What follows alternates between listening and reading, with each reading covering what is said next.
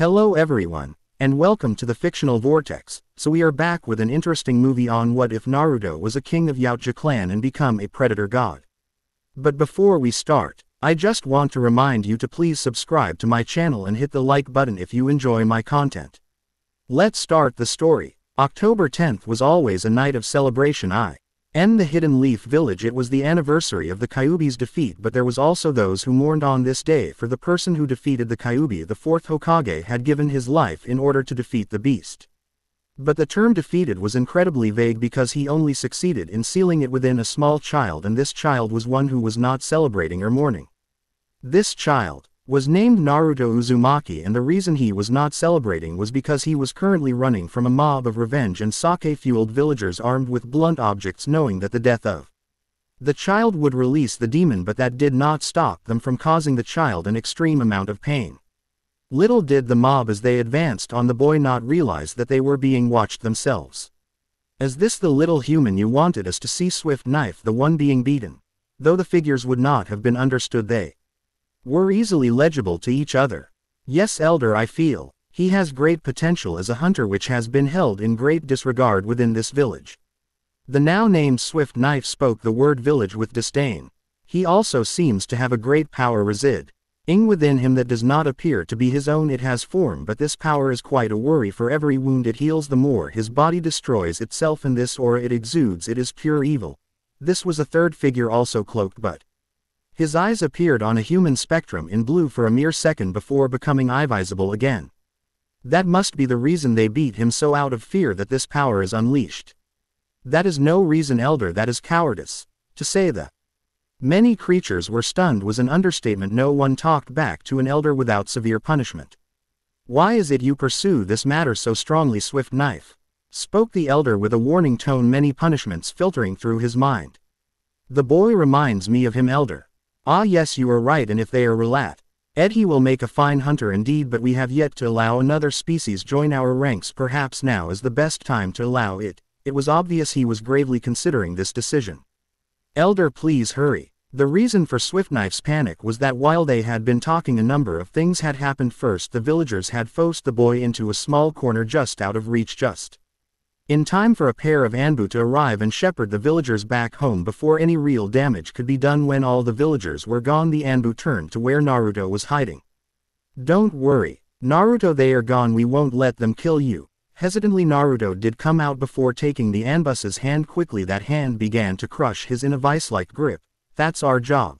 And soon it was back to the old routine of punches and kicks before Naruto was finally held against the wall, a hand on his throat and a kunai near his chest. Elder, fine, go. Swift Knife did not need to be told.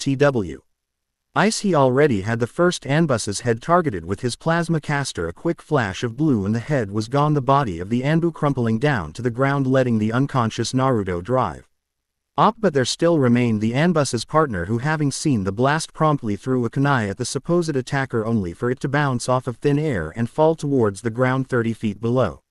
A strange shuriken suddenly spread its blades out in thin air. 20 feet. The shuriken seemed to be pulled back for a throw. 10 feet. The shuriken was thrown. 5 feet. The shuriken returned to where it was thrown just as the Anbu's head dropped from his shoulders. Plink, the kunai hit the ground, and Swift Knife bellowed his victory to all challengers that would hear him. Hokage's office. Hiruzen Sarut, Obi, otherwise known as the third Hokage, was busy reading a very important document, being careful to read every word. He Jiraiya, you are a genius, but the roar quickly burst through his perverted fantasies, and even quicker the Hokage burst out of his window, leaving his robes behind. They would only get in the way. Plus they hid the book that he had left out back in the alley. The Hokage arrived just in time to witness the strangest thing he has ever witnessed. There were 4 giant creatures wearing masks. 2 were standing guard while another was tearing a head off of a corpse, a fresh head hour 80 on his belt. But the last creature demanded his attention instantly. He was taller than the rest, with a flowing cape on his back, in his hands cradled like an infant was Naruto. Who are you? Before the third could get another word out, a giant spear-shaped ship suddenly burst into existence above them all. It seemed as though the sky split to welcome it even faster. The ship sent strange rings to Ngulf the aliens before pulling them up to the ship, and even faster the ship left, taking Naruto with it. Should I want these two sent to the coroner and any witnesses sent to Ibiki on the double. With all this commotion going on, no one noticed a little girl of 6 with pure white eyes and lavender hair run home to cry, as that was all she was able to do.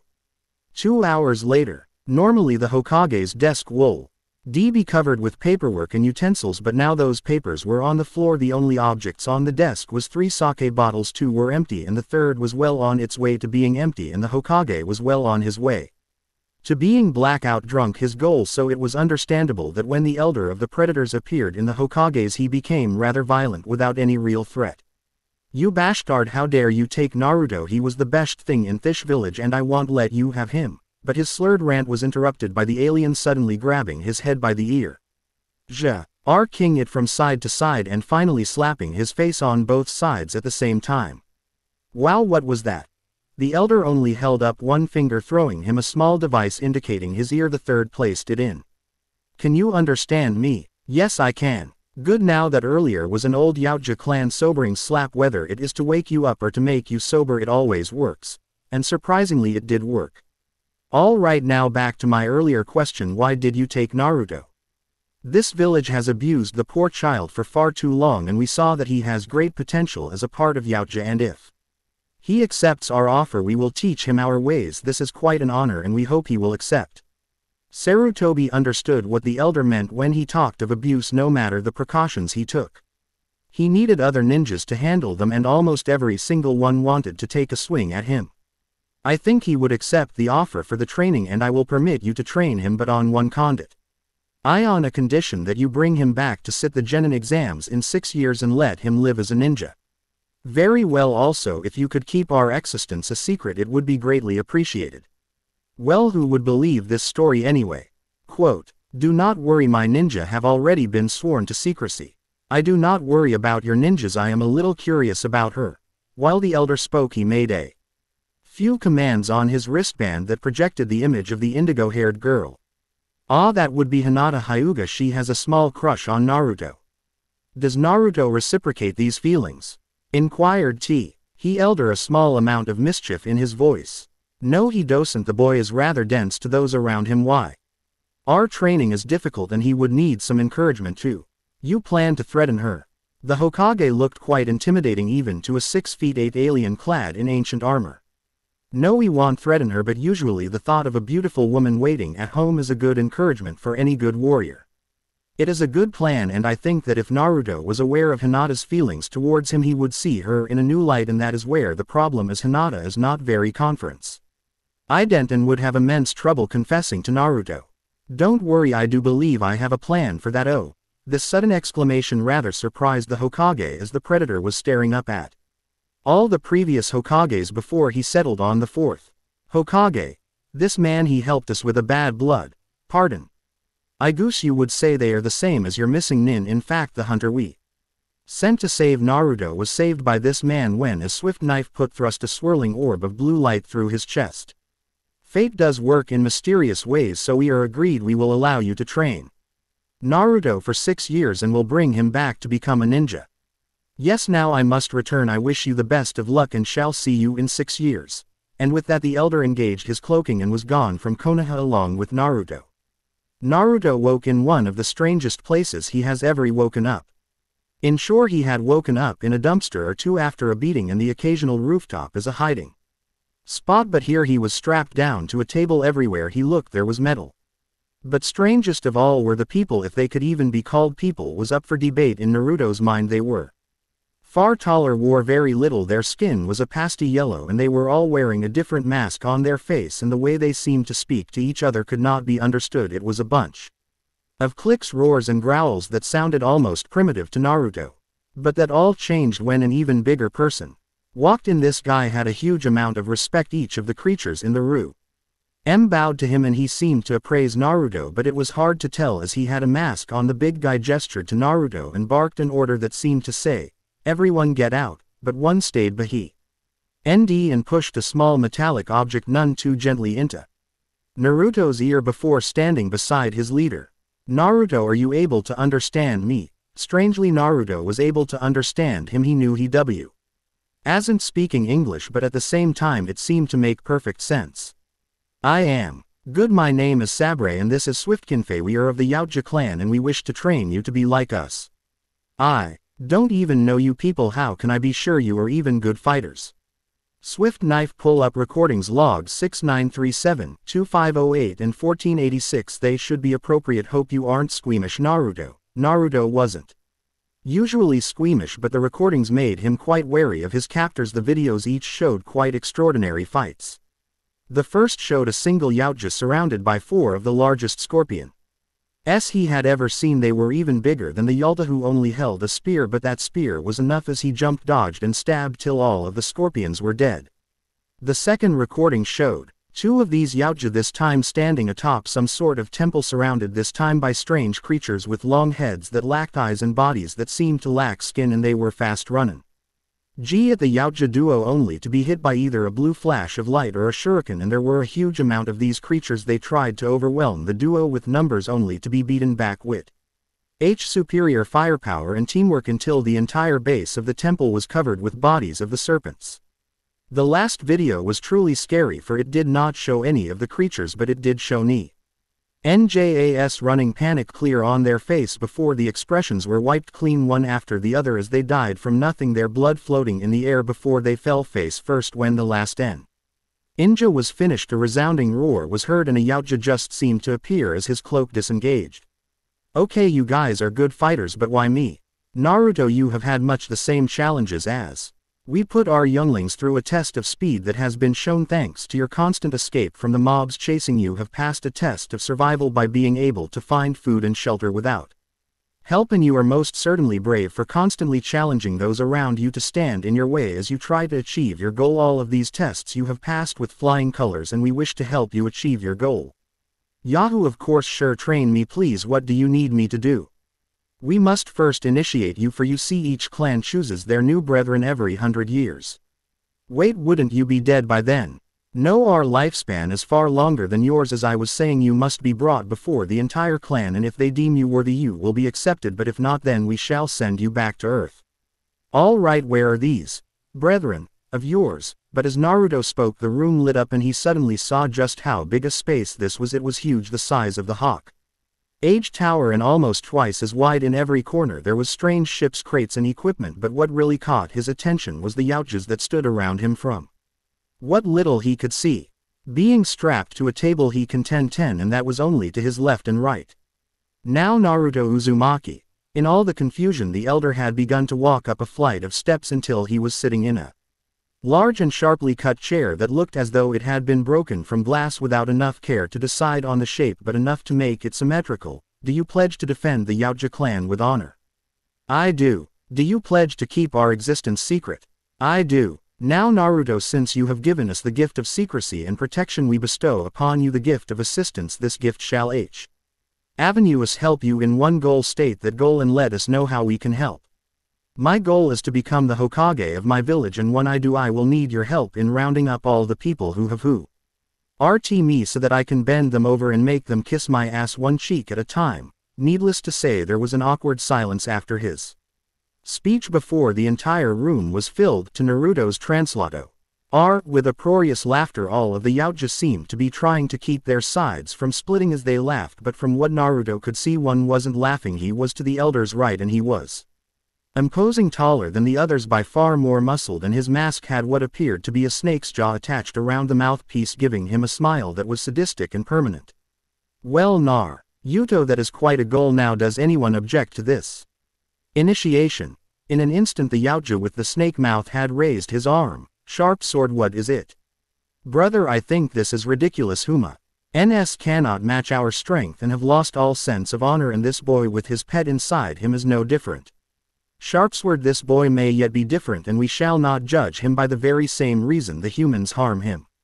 But brother, enough. Though you are my brother by blood and by clan, your motion of objection is hereby rejected, and now Naruto, you are officially a Yautja, and the entire Yautja clan, save Sharp Sword, roared their approval until Naruto was almost deaf. 1 hour later. How are you feeling, Naruto? The elder had just walked into Naruto's Spartan-like bedroom that housed NLY a screen for messages, a wall for his trophies and a cupboard for his armor. Just homesick elder, but there was something I wanted to ask you. What did that? Hang on, what do I call you guys from now on? I mean, I know I'm human and you guys are part of the Yautja clan, but what do I call the others who aren't part of the clan? Regrettably, you do not have a word terrifying enough to describe us. Modest much, but you may call us predators. Okay, that predator back there, what did he mean by my pet inside me? We do not know ourselves, but your Hokage told us that it is a demon sealed within you. From birth, I believe H called it the Kyuubi. Naruto was floored. He had never suspected anything like this, and the sudden truth hurt. So I really am a demon. No, you are not the demon, you are its jail. Someone who has from birth protected his home without even knowing it, and those ungrateful fools who harmed are the real demons. Thank you, elder. Now every hunter has a motivation for his training.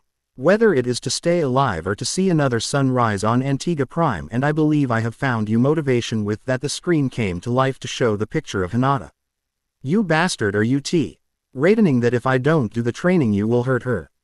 No, that is not it at all. Why does everyone assume I am going to hurt her? But more to the point, do you have affections for her? Affections? Do you see her in a different light than to other girls? Huh, do you like her? You really are clueless. Well, you could have been clearer. A staring match ensued, broken by Naruto. I like her, but every time I try to talk to her she either faints or runs away, so I can't really say I like her, but I do want to be her friend. Why? Well, I have a little something that might change your perspective on her just a bit. As the screen flashed again, this time showing what appeared to be the Hokage's office, discreetly videoed by a camera left behind from the elder's visit. As the screen watched Hokage, there was a knock at his door as Hinata Hyuga walked in, followed by a tall man wearing a white yukata and a gray jacket over his shoulders, his piercing white eyes marking him a Hyuga Naruto. Could only assume this was Hinata's father. You wished to see us. Okay, chapter 2 is up and I have some explaining to do. This story is a close replica of another story by another author who gave me permission to do his story myself, since his hasn't been updated for a while. Now this story will have a 1500 word minimum on every chapter, while SPBFAS will only have 1000 word per chapter minimum, so these may take a bit longer, but I am working off a template so I might actually be faster. The order of chapter additions shall change every update, so if I updated SPBFAS last time, expect something here and vice versa. Now my excuses for being late to update. Number 1. We had the flu at work and I was one of the few people to not get it, so I was working a lot of overtime. Number 2. I have had a severe case of writer's block lately. Number 3. My internet has been down. Number 4. My dog ate my drafts, lol. See Yasuno, and also the next update will be her because I am on a roll. You wanted to see us, Lord Hokage. Yes, Hiyashi, and you can pull the stick out of your ass. We are alone. I have no such pull in any of my extremities. As that so then, the Hokage pulled a photo from his robe but held it so that the back faced the guests. You won't mind if I show this little photo to your daughter?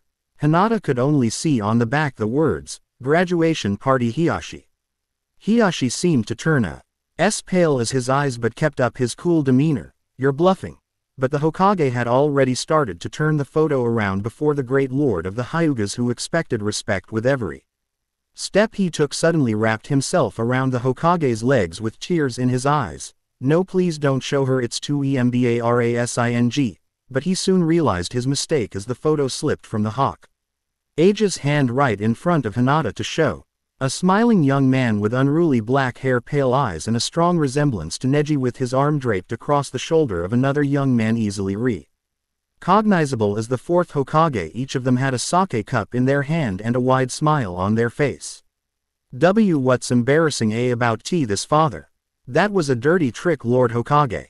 It's called a bluff and it worked. An evil grin on his face. Can I at least have the real photo? No. Hiyashi stood straightening his clothes and muttering something about drinking less sake before kneeling before Hinata. Hinata, I am sorry for the way I have treated you the last few years, but I could not show who I truly am to the clan, otherwise someone might see as recklessness and a reason to have me removed from leadership. Hiyashi, don't you remember what Minato told you when you were given the position of clan head? I think the photo you are currently blackmailing me with is proof that I would be incapable of remembering much. He told you a harsh face among those with a knife will keep you alive, but a smiling face to keep your friends and family happy will give you a reason to live. Quote, Minato always did give good advice and I missed out on the most important lesson he ever gave me. All right Hinata, if you ever want to talk and for me to not have a stick up my ass, just ask. Why yes father, thank you. Now Lord Hokage, what is it you wanted to talk to us about? I am sure you heard the strange roar from earlier, well that was caused, and so the Hokage went into a detailed ACC.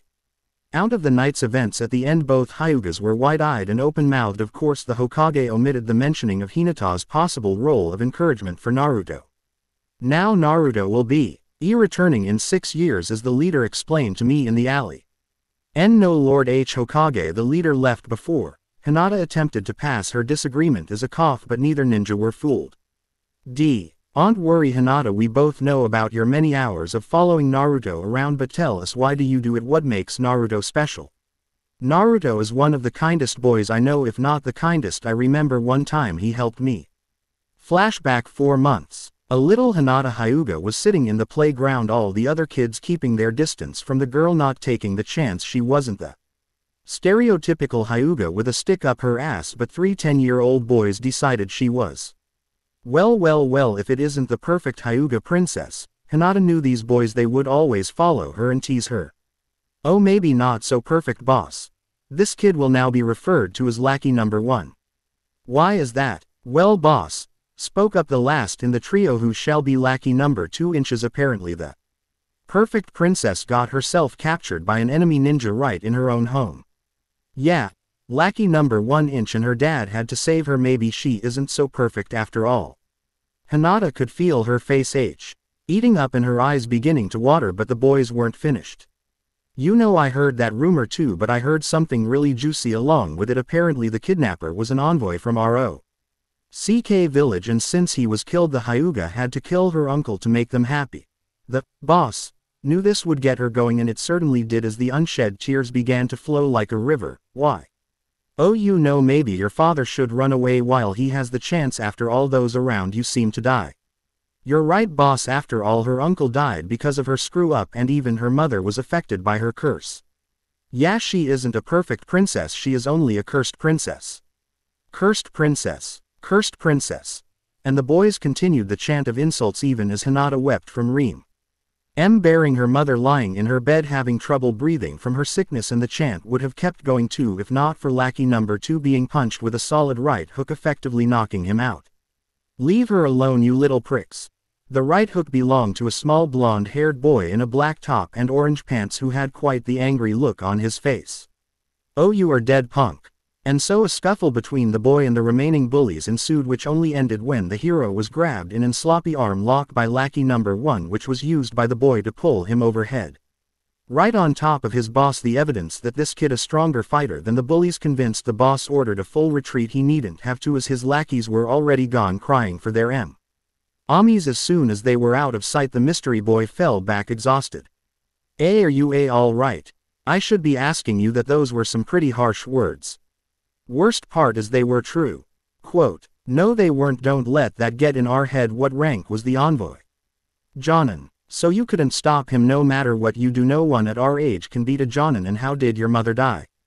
Cancer. Well then, she died because of an unfortunate disease that had nothing to do with you. You are not cursed, you are perfect. Naturally the being called perfect by a boy gave Hinata quite the blush. But the blush was interrupted by the approach of a big man with the boys from earlier still in tow. You better go. Why? This guy probably didn't get the whole story. I will explain it to him. Just in case things get dicey, you had better get home. Oh, okay.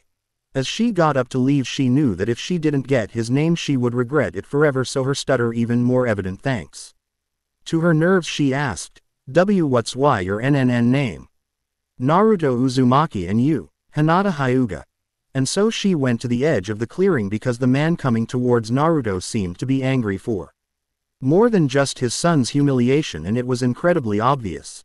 When he backhanded Naruto hard enough to get him on the ground, the man then held Naruto down with a knee on his chest, giving his arms plenty of free space to punch.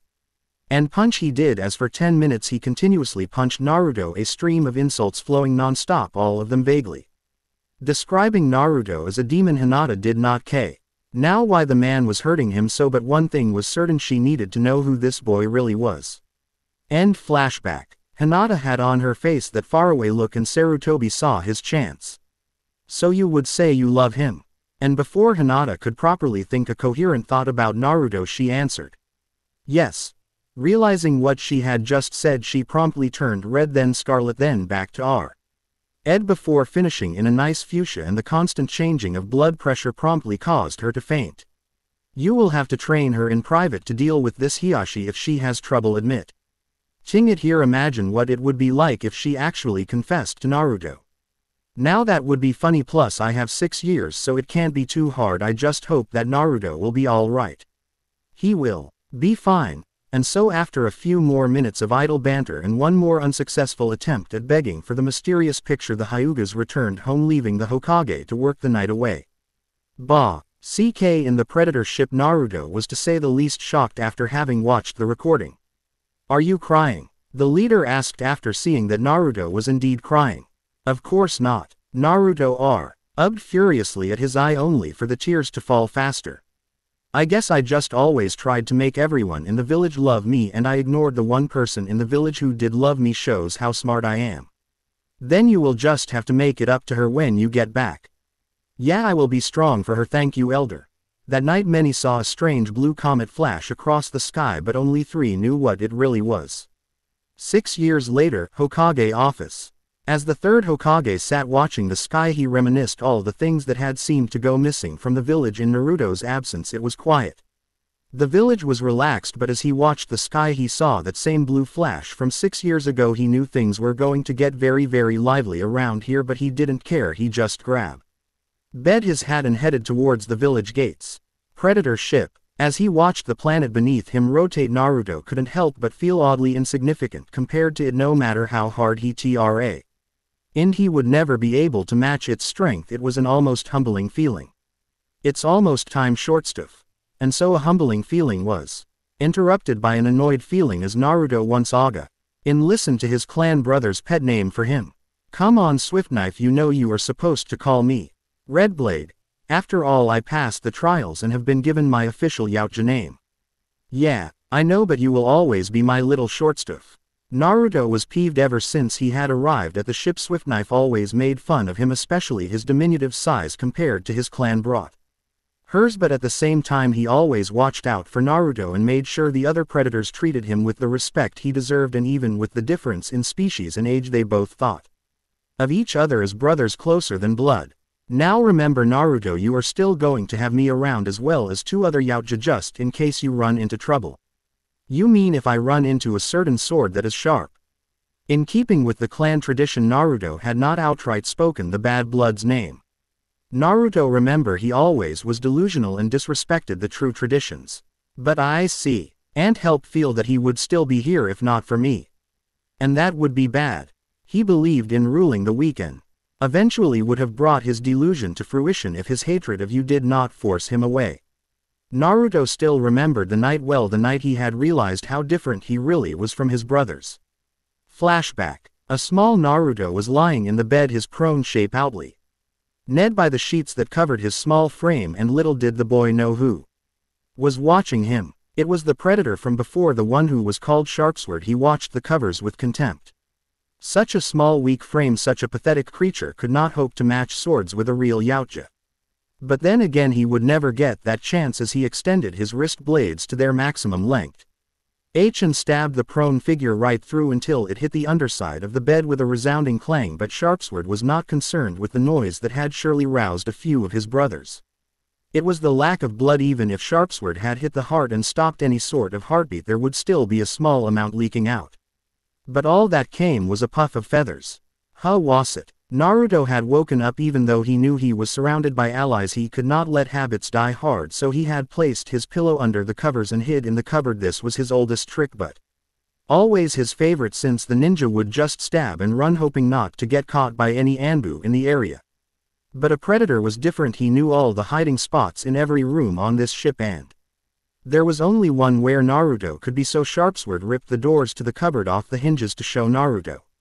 Nice trick. Sharpsword heard the hurried footsteps as his brothers ran to Naruto's room, leaving him little time. Since you and I are about to be intruded upon, I won't be able to skin you alive, but I will tell you this: no matter how much you train, no matter how much you adapt, you are not one of us. While he had spoken, he had disconnected the breathing tubes in his mask and threw it across the room so the boy could see the monstrous face before him. The only thing similar between him and it were the eyes, but all else was different. The teeth were bared to see, surrounded by 4 sharp fangs. The skin that could be seen was a pasty yellow, the brow prominently forward with sharp spikes along the edges of his eyes. Just behind those spikes sprouted dreadlock-like tentacles adorned with rings of status, but taking pride of place in the center of his forehead was a T. This T was not connected as most T's were. It was split and curving and burned into the skin. All thoughts of staring left Naruto as Sharpsword turned and ran at Naruto's window at the same time as his door burst opened to reveal Swiftknife, his wrist blades extended, too late to capture Sharpsword, as he smashed through the window to land in the cockpit of a shuttle that had been cloaked from the view of all. The ship quickly shot away in a flash of blue. The only reason Naruto hadn't been sucked out with him was the fact that Swiftknife had held him down, but Naruto would not have noticed, still reeling from the revelation. End flashback. OW. Swiftknife had pinched Naruto hard.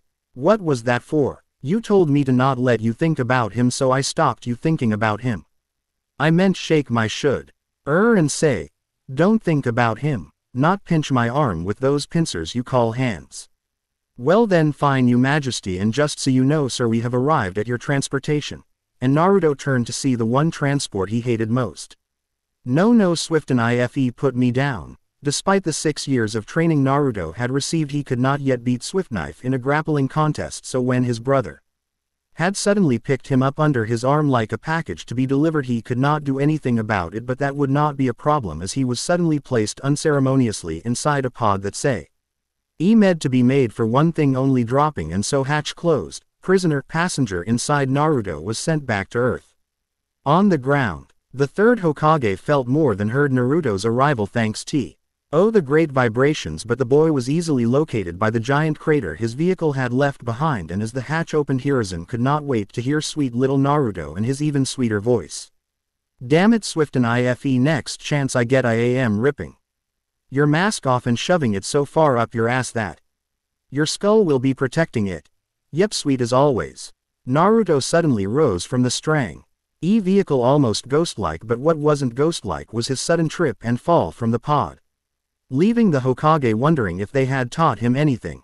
No matter what I tell them, humans actually suffer from vertigo, especially if they re-enter a different atmosphere with a lot more oxygen than usual, and I keep telling them to send me down in a shuttle, but oh no, they just have to send me on the roller coaster ride from hell. Oh hi old man, it's been a while. The Hokage was rather surprised by Naruto taking notice of him, but what was really surprising was what he was wearing. His chest was covered with thick plate armor with what seemed to be a necklace of skulls around his neck, none of them human. The same armor could be found on his legs. Underneath the armor was a ninja mesh, and the only thing for decency was a loincloth that seemed to be barely there, but the mask certainly caught their attention. Though the overall shape was the same as the other predators, the front was pure flat except for lines etched so finely into the mask they barely seemed there, but when they were seen they showed the face of a smiling fox. No one knew what he was smiling about, but it wasn't good. Thankfully Sarutobi only had to look at the mask for a while as Naruto pulled his breathing tubes and removed the mask to show a long blonde fringe just about hiding the bright blue eyes, but not the brilliant smile beneath them. In fact, apart from the fringe, the only difference to Naruto's face was a strange T on Naruto's cheek that seemed to have been burned into the skin. Did ya miss me? Not as much as you might think. Ouch. Just kidding, Naruto, it has been far too quiet without you. Naruto was quick to smirk evilly. Well, you can be sure things are going to be very different.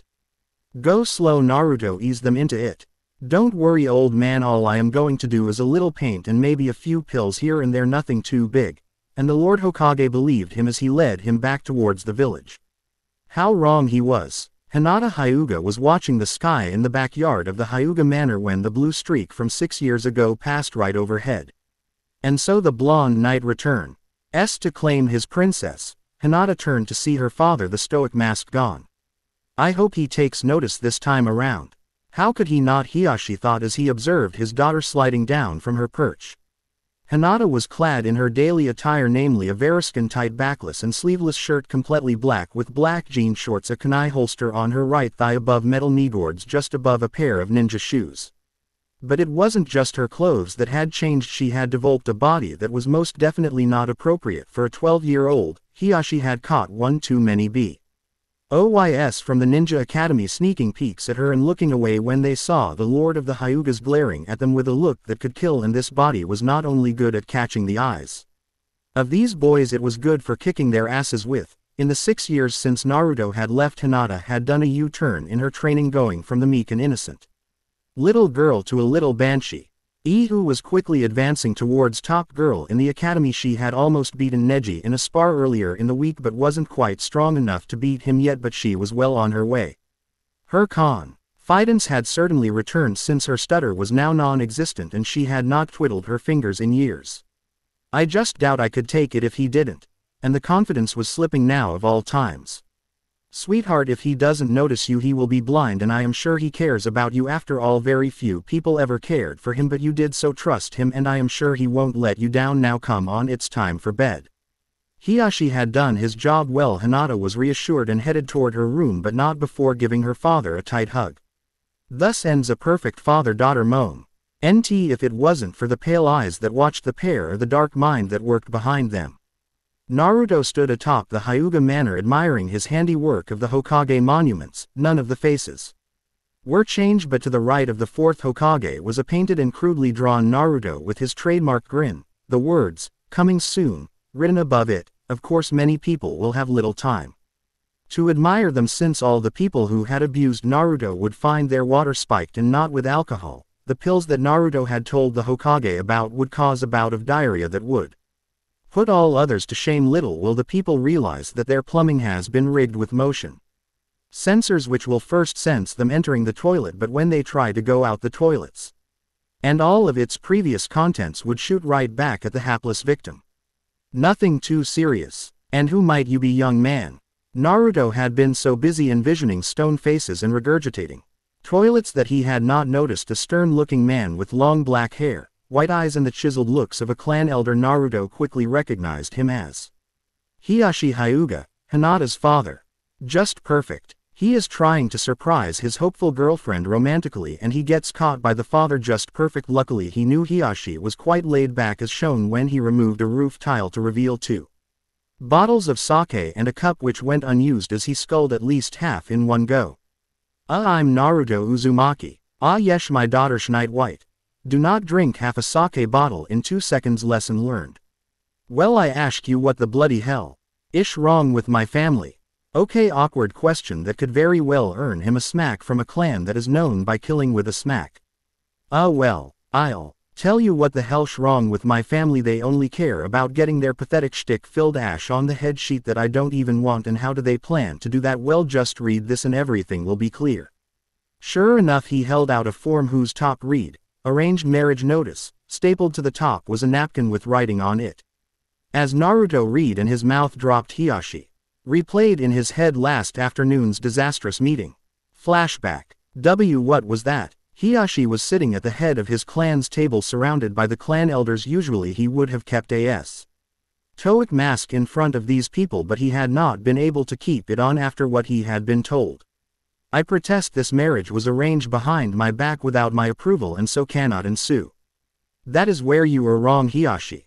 Hiyashi hated this voice as much as a nail being drawn over a chalkboard. It was the voice of his uncle. The man had once been the leader of the clan but had been replaced by Hiyashi's father after many counts of abuse and negligence of duty were filed. He was always trying to get back into the top spot, and he now, though he had his way, for you see, all it takes for an arranged marriage to go through is the agreement of a relative to the bride and groom. I have accepted for Hinata and the daimyo has accepted for his son, thus it is now official. Hiyashi knew he was but then there was something in those words that seemed to be familiar to him. Arranged marriage, where had he seen those recently? And then it hit him. But this marriage cannot go through as she is already betrothed to another. Needless to say, no one believed him. Wait, I have proof. Hiyashi searched in his pocket for something and he pulled out his wallet and searching inside before triumphant. Pulling out a small rectangle of cloth which he placed before his uncle. This is just a napkin with the words, "I allow my firstborn to marry Hiyashi's firstborn regardless of which way they swing." And what they swing with signed Kushina Uzumaki. And it has been written as though she was drunk. She was. Hiyashi spoke matter-of-factly. Do you honestly believe this counts? It is all therein. Agreement, a signature and specifics as to who they mean. But who is this firstborn of Kushina Uzumaki? Well, it has been 6 years since he left, so I doubt you remember, but his name is Naruto Uzumaki. This quite quickly gained a few shouts of protest which Hiyashi dismissed with a wave of his hand. God, it was good to be the boss. So I guess both are null and void. I mean, it's not exactly like the why are going to fight for Hinata, but Hiyashi was interrupted by his uncle who took his chance. Excellent idea, Hiyashi, a fight to the death to decide the better man. It is perfect. Wait, I never said a NY thing about actually fighting. I meant, what's wrong? Are you a chicken, Hiyashi? I ain't chicken. That showed him. Good, they meet in 2 days at the arena for the fight. Fine. It wasn't till a bit later till Hiyashi realized what he had just done and subsequently smacked his head against the wall. End flashback. So let me get this straight, you and my mother agreed while drunk that me and Hinata would marry regardless of gender. Yes, and the Hyuga Council has arranged for her to be married to the daimyo's abusive eldest son within a few minutes of learning that you actually care about her. That's right, and tomorrow I have to fight so that I can marry Hinata. Yes, again Naruto, I am. Where's the arena? Hiyashi could not believe it. This kid who had not seen the girl in Rs, who was unsure of whether he was in love with her, was willing to fight to marry her. Now that sounds like a far better man than anyone the council will ever suggest. Ish thataway. Unfortunately, the great Hiyashi Hyuga overbalanced while indicating the direction and fell from the roof to land on the ground a few feet below, leaving an odd-shaped dent in the ground. Many servants heard the subs Quent landing and helped him back towards his room, sighing about this being the 3rd time this month. But Naruto did not care because now he could put his plan into action, but that could wait. He just wanted to sit here reading his mother's drunken scribble over and over again. Hinata Hyuga woke to a strange smell. It was a pleasant, almost crisp smell. When her eyes opened, it was to an amazing sight. Strewn around the room were rose petals. They were on the floor, over the dresser, everywhere, but strangely they were all white, and on the wall in front of her was a wall of petals. They were all held on strings and were held together in the center by a letter. Hinata stepped out of her bed, and when her foot touched the ground, the floor glowed and the petals along the floor floated up, surrounding her in a small tornado, leading her to the wall, flickering across her cheeks and tickling her shoulder blades. It was only when she was within reaching distance of the wall that the petals placed themselves upon her palm and seemed to lift her hand to the letter, taking the hint. Hinata untied it, allowing the curtain of roses to spread, revealing a message. To the perfect princess. She opened the envelope. Hinata, I hope this letter finds you well, for it brings you little good news. I have returned. This will be the little good you find in the letter, but understand that for the past 6 years I have known of your feelings for me and have felt an incomparable feeling of guilt. You have cared for me like no other, but I have given you the same attention I would give a stranger. I am sorry and hope you will forgive me, else the next few decades may be awkward. I have been entered into a contest against the daimyo's son. We shall fight in the arena tomorrow. The prize, your hand in marriage. This contest was made behind our backs, but I promise you this sadist will not have you. We will meet at the academy for the final exams, but don't look for me. I wish to see what I have missed all these years. Forever yours, Naruto Uzumaki, Yautja. Hinata could not believe it. Naruto had only been back a day and already he had been entered into a fight for the right to marry her. She shuddered to think of what he could achieve in a week. Naruto stood atop the entrance to the ninja academy. He watched every student enter with the keen eyes of a hunter, analyzing their walks, how they talk, even who they were talking to. Now most would be creeped out by his weird observations. But then again, being able to turn invisible can be quite useful in these sorts of situations. He observed quite a few familiar faces.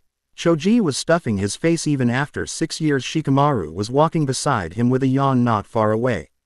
Ino and Sakura were still competing at everything. He found just about everyone save the one person who he really And then he saw her dressed in her shorts and t-shirt. His jaw hit the floor and his eyes were wider than saucers. She had grown and she had certainly changed her look, but the was no mistaking that angelic face and those mother-of-pearl eyes. It was Hinata. This was the girl who has admitted to loving him for the past 6 years. Naruto now felt like the luckiest guy on earth. As the bell rung and Naruto got ready to head for class, he spotted another familiar face. Sasuke Uchiha, and his stern face was an instant reminder of what Naruto and the Hokage would have to discuss. Suddenly he didn't feel all that lucky. Hinata walked in a broad smile on her face. She felt the usual stares on her from the male populace, but among them she felt another unique stare. It wasn't Jew Saint watching her figure, but her movements and her face, and she knew just whose stare that was. "Yo Hinata." Kiba jolted her out of her thoughts with his usually loud greeting. "Hello Kiba, how are you?" "Woof," barked the small white dog perched on his head, looking rather hurt at being ignored. "And you Akamaru?" Hinata was never sure what it was, but Kiba always made her think of him as an overbearing older brother even on that day. Flashback 1 year ago. "Hinata, I really like you." Kiba shouted. Hinata was glad he had insisted on talking in the training area at the edge of the academy, or she would have had trouble handling the embarrassment. "Will you go out with me?" The awkward silence. "What's not to love?" "Kiba, I'm sorry, but I don't like you that way. You're more of an older brother than a boyfriend to me." Kiba's look could only be described as crestfallen. "I'm sorry." For some reason he perked up at those words as though they proved she was sincere. It's okay, I mean we can't always have what we want." "Thank you for understanding Kiba. But understand that any boyfriend you set your sights on has to prove to me that he can fight, or else." Hinata could only sigh, knowing that his way of a test would be a brawl to the bitter end even if she told him not to. "I guess I can accept that. So who is the guy you would like as your boyfriend?" "None of your business." End flashback. Eventually he had gotten her to tell him about Naruto, and he knew full well that he would have returned today. "So did anything exciting happen last night?" "Well, let's see. The boy I have loved since I was a kid has just returned from being trained in space for 6 years. I have been arranged to be married to both the daimyo's son and aforementioned boy, who are going to duke it out to decide which marriage will go through. Oh yeah, and my dad fell off the roof drunk again. What about you?" Kiba was quite shocked that this had all happened in one night. "No, nothing at all. Quite a boring night." Akamaru agreed. "Quite the story." Hyuga spoke a rather snide voice from in front of the two. "What's least believable is that someone would actually fight to be married to you." Sasuke Uchiha was lounging back in his chair, acting the perfect untouchable prince that he is. "Watch it, Sasuke," Kiba threatened. "Or what, dog boy?" The encounter would have eventually escalated into a fist fight, but Iruka entered with his clipboard. The two shut up and sat down, but before Iruka could begin there was a knock at the door. Iruka went to answer as Sasuke whispered, "Is this your Prince Charming, I wonder?"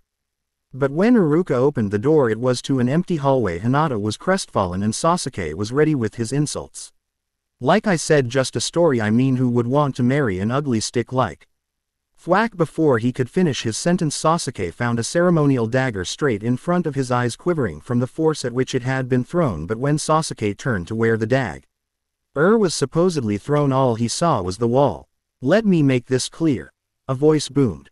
"Anyone who insults, hurts, abuses, or in any way makes Hinata uncomfortable." Naruto turned off his cloak to show he was squatting on top of Sasuke's desk, his wrist blades extended to their maximum length to fall just short of neutering Sasuke. "Will not get off lightly. Leave Sasuke alone." This sentence was screeched simultaneously by the entire, save one, female populace of the classroom. "Shut up." Naruto released a wave of killing intent so thick the aforementioned populace were frozen stiff. "You know, if half of you had spent as much time on your training as you did on little Sasuke here, then some of you might be able to fight Hinata and actually provide her with a bit of a challenge, but I guess it's too late for that now, isn't it?" "All right, who are you?" Naruto had completely forgotten about Iruka-sensei that had drawn his kunai ready for a fight. "Oh, my apologies." Naruto reached U.P. and removed his breathing tubes before placing his mask on his belt. "My name is Naruto Uzumaki." Iruka put his kunai back and welcomed Naruto back to the class. But before he took his seat he walked Ed right up to Hinata lifted her chin towards him and gently placed his lips upon hers long enough to leave most of the girls in the class hot under the collar, and when he pulled back he said loud Eno. For all to hear. Hinata Hyuga, I really like you and would love to be your boyfriend. With confidence Hinata stood and grasped his face on both sides and kissed him back, now leaving Naruto hot under the collar. I would love to be your girlfriend. And so he took his spot on the other side of Hinata in quite a daze. Oi, hold it, Sakura shouted. Iruka-sensei, isn't it rather unfair that Naruto gets to take the ninja exam as his first lesson while the rest of us had to train for years to get here? Iruka was calm with his rebuttal. Naruto is a special case, he was trained elsewhere but took the same curriculum as the rest of you, and the Hokage has allowed him to partake in the test, thus he will be part of a squad and can be considered a ninja candidate now if there are no more interruptions. He glared at Naruto and Sakura. We will begin the test, and so the process began with one person going to the test area returning with either a leaf headband or a look of disappointment during that time. Naruto had been reintroduced to Kiba, both of them earning a smack on the head from Hinata when they did not recognize each other, but quickly they remembered the many times they had snuck out of class together, and soon they were reminiscing like old men on porch chairs. The test passed quickly for many, and before anyone realized it, Hinata was gone and taking it. Seeing his chance, Kiba whispered in Naruto's ear. Listen up and listen well. If you hurt Hinata in any way, shape or form, I will personally cut your throat and piss down your neck. Kiba was glaring menacingly at Naruto, with Akamaru growling his agreement. Don't worry, if that ever happens I will willingly let you, because that is the day I am insane. It was an odd agreement, but an agreement nonetheless. But other th. And that moment the two joked and laughed, waiting for Hinata to return. Hinata eventually did return, a shiny new headband wrapped around her waist and a smile spread across her face. Kiba was next, leaving the two a few moments to share the memories that they had both missed in each other's absence before Kiba returned, his new headband wrapped snugly around his forehead, and now soon it was Naruto's too. And strangely it felt like all eyes were following him. He couldn't think why. Naruto stood before Iruka-sensei and Mizuki-sensei. Naruto recognized the fake smile that Mizuki wore to hide his sting. Hatred, but Naruto, now mature far beyond his years, could strip that smile to see the pointless hatred. Naruto, to pass this test you will have to create 2 clones. Mizuki was confident he could on his plan to trick Naruto to go through. After all, 6 years ago the kid could not even do a transformation properly, and it would take a miracle for him to poof. In an instant 2 perfect clones appeared on either side of Naruto, all of them with his trademark grin, thus leaving Mizuki relying on plan B in Naruto with a brand spanking new headband. Hinata and Naruto walked hand in hand, just walking and enjoying the moment. Or they would if not for the constant glares and mutterings of the villagers. 6 years and the grudge held against Naruto had not changed at all. A few were bold, shouting out their indignations, others were more subtle by giving him the bird behind his back, but Naruto wondered how long before someone goes too far. Demon. Another bold villager, the 8th since they had left He Academy, and knowing that there were many fingers raised behind his back served to rather dampen his spirits. Ignore them, Naruto. Hinata gave his hand a reassuring squeeze. Just because you have been trained by aliens who were able to kill 2 fully trained Anbu does not make you a demon.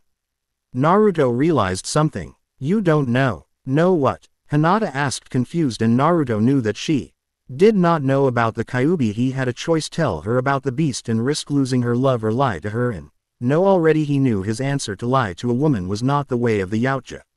I have something to tell you, but not here, follow me.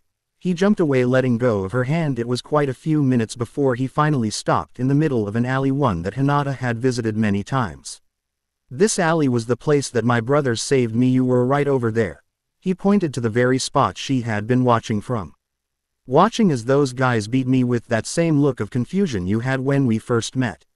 He knew she was sure she was out of his line of sight at that time. Maybe she needed to work on her stealth more.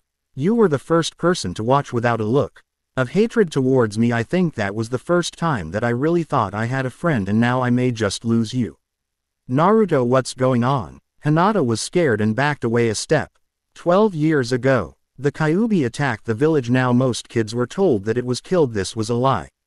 The Kyuubi was sealed inside a small baby barely a few hours old. That baby was me. Naruto was expecting Ma NY things from Hinata. He expected her to call him a liar or maybe a demon. He expected her to run away as fast as she could, but she did one thing that he did not predict. She ran up to him and hugged him, kissing his cheek like it was the most natural thing in the world, and whispered. So, she truly did not care. It was a great feeling to know that it did not bother her.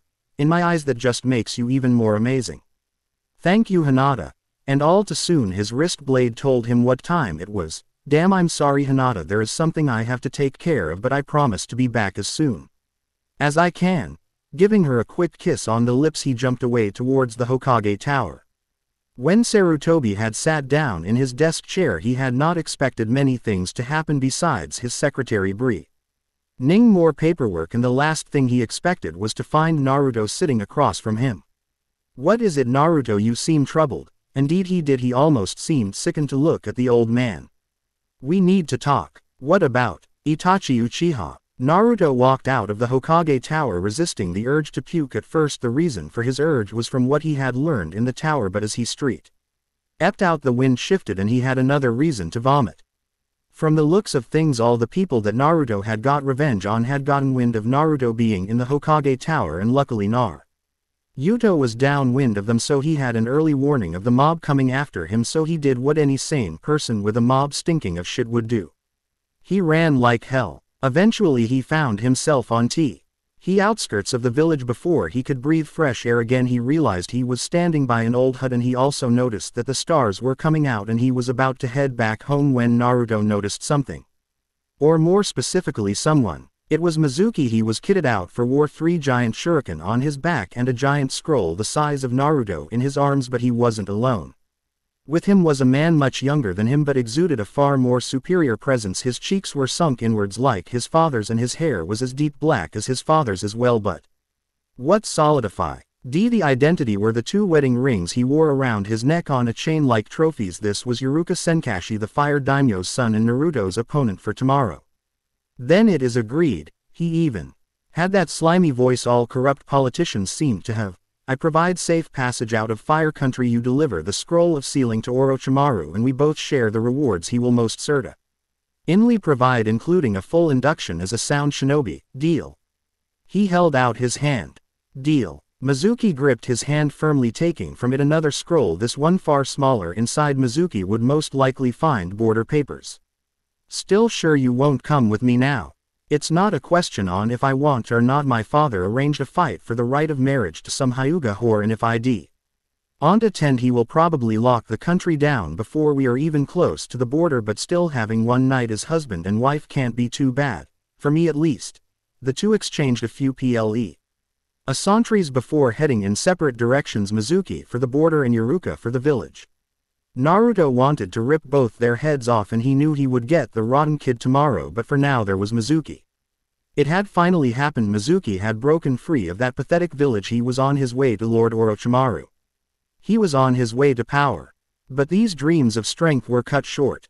As he felt a piercing pain in his stomach. Actually, it wasn't just one pain, it was 2 separate feelings of pure agony. Mizuki had trouble seeing what was causing his agony. In fact, everything in front of him seemed to be rather blurred, but then the blurs were erased in a haze of electricity to reveal a grinning fox.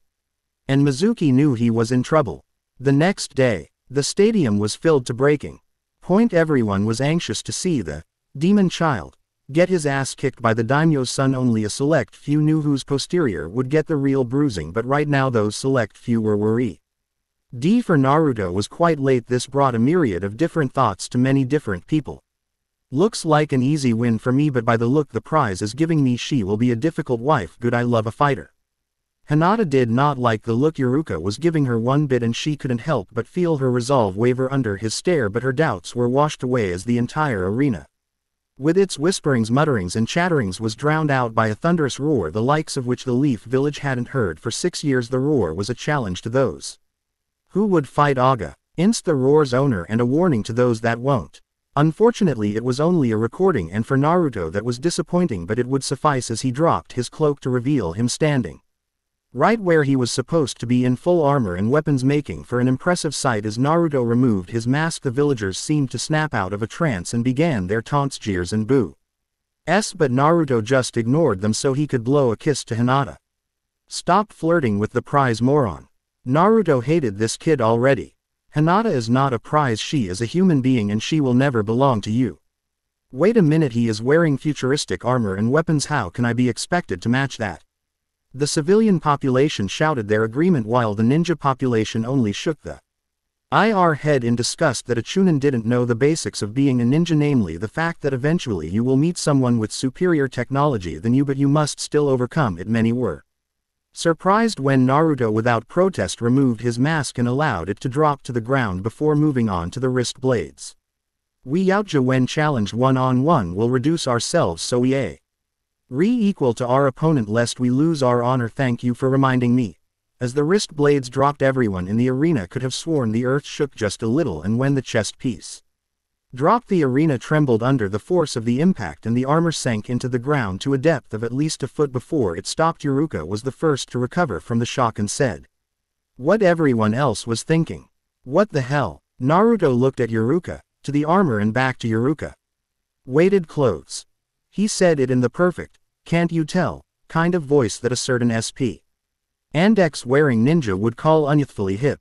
A few minutes later and everyone had gotten over their shock and fits of laughter. The referee stood between the two. Yautja was wearing his pristine loths while Naruto was close to being arrested for indecent exposure since he only had boots, a loincloth and a fishnet bodysuit. Yautja Senkashi and Naruto Uzumaki, are you ready? In answer, Yautja drew his sword from his back and Naruto pulled his ceremonial dagger from his boot. Begin. Yautja was quick off the mark and instantly showed his skills, or lack thereof. His stance was sloppy and filled with holes, but his firm grip on his sword and speed told Naruto two things. One, the kid had focused all on attack in his training, and two, any instructors who had taught either told him he was doing everything right out of bribery or fear. Naruto would not have been surprised if he heard that he had bribed many of his opponents to lose, but still Naruto needed to focus. He didn't want to lose just because he was being careless, but he needn't have worried. Yautja was as sloppy in his attacks as he was in his defense. He left many openings, some possibly fatal if Naruto decided to act on them. Naruto waited for his chance, and indeed it came as Yautja overbalanced during a thrust, showing his back to Naruto. Naruto swiped with his knife, hoping to wound him and cause enough pain to stop him from fighting. But no, when Naruto's attack hit his enemy's back, instead of blood, muscle and tissue, all he saw was sparks and metal. The little prick was wearing state-of-the-art armor. Naruto's surprise was quickly taken advantage of by Yautja, catching Naruto across the thigh before Naruto could properly backflip away. There was a chorus of applause as the demon was hurt, but only the ninja population's hook their heads in disgust. Just because they don't always fight fair doesn't mean they are hypocrites. But Naruto did not let his disadvantage or injury slow him down as he charged back at Yautja. The two swapped blows for a full 3 minutes, neither giving an inch before they separated. Is that all? If I didn't know any better, I would say you were taught by monkeys. Few saw what happened next. The few that did described it as Naruto pulling back and throwing his knife at a force that made it all a blur. It flew right over Yautja's shoulder to embed itself in the wall behind him. You know, you're only embarrassing yourself more. Crash! The armor hidden beneath Yautja's vest suddenly collapsed to the ground, all its restraints cut with such expert precision that Yautja's skin and Chunin vest were still intact. You still didn't hit my head. Yautja turned on his heel and went for Naruto's knife and pulled, but failed to pull it out. He went red in the face and still he failed to pull it out. Many people failed to understand why the so powerful Yautja was struggling to pull a knife from a wall, a simple task for any competent ninja. But then again, most ninja did not have swift knife pushing against the butt of the knife while he was under his cloak and trying to hold back fits of laughter. He let the knife go, allowing Yautja to fall under his own strength and roll for quite a number of feet before rising, his face red from exertion and anger. Need some help with any jars, dear? Yautja did not take Naruto's joke lightly. He roared and threw the knife with strength that did not match Naruto's but was still strong for a Chunin, and the aim was true, flying straight for Naruto's forehead and would have hit had Naruto not caught the knife by the handle. Now most people would have naturally assumed that Naruto would take his knife with him when he charged at Yautja, but no, he just dropped the knife and disappeared. He reappeared a moment later within Yautja's guard, both arms extended ND firmly planted in Yaruka's chest with such force that he was thrown into the wall and stuck into his own indentation. Everyone winced as they heard a number of Yaruka's ribs crack and saw him vomit blood like it was nobody's business. You are weak. You ride on your father's coattails and get your kicks from beating up weaker opponents, even civilian women. Your brother has far better morals and thus will grow to be a far better man and ninja. Yaruka only spat at Naruto. Morals? What good are morals? They earn you nothing, they give you nothing. Power gives you everything: money, women, fame. Everything you could ever want. My brother will never understand that. He will be too busy sniffing flowers or ranting about women and men being equal or some other pansy bullshit. You're wrong. Everyone was ite surprised by this voice, and when everyone turned to see the owner of said voice they were even more surprised. It was Hanabi, Hinata's little sister, but she wasn't done.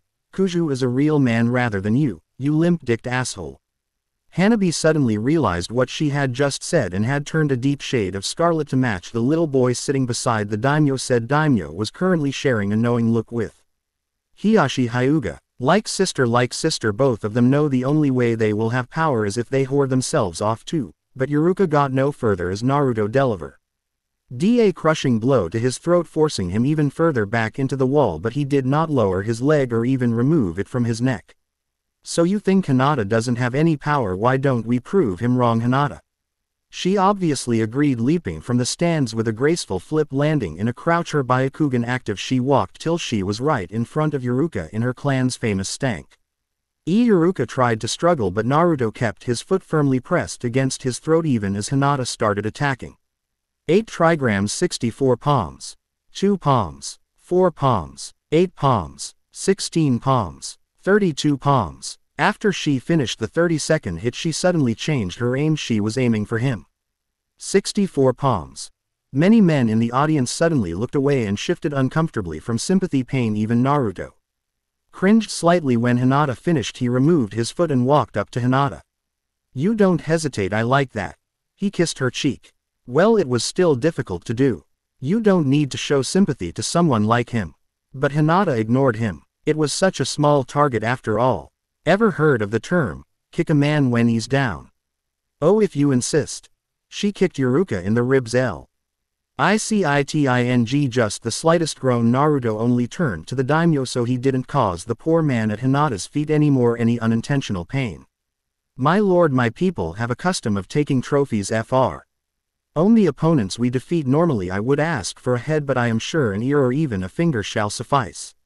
Naruto bartered like a man at the market. No, take what you want. This fight was to the death, and if it is your custom then I have no right to oppose it. Naruto was surprised the daimyo accepted the custom. After all, this was his son, but who was Naruto to complain?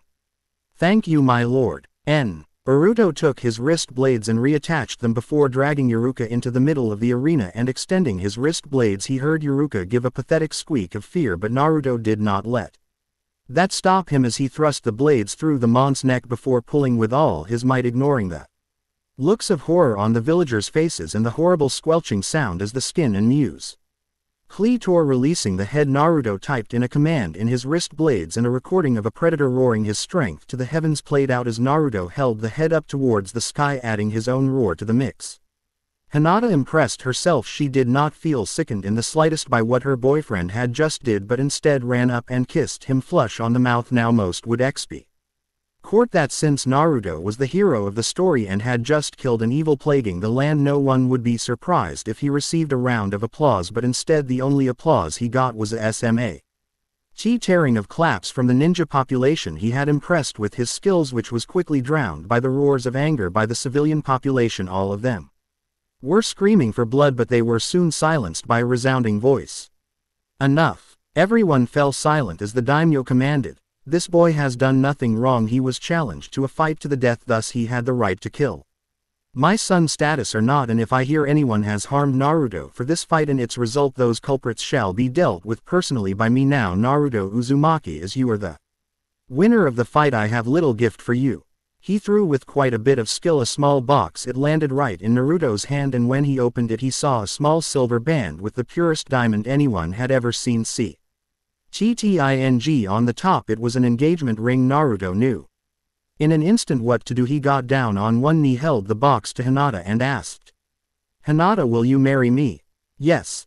He slipped the ring on her finger and kissed her, and nothing could possibly ruin this one small perfect moment.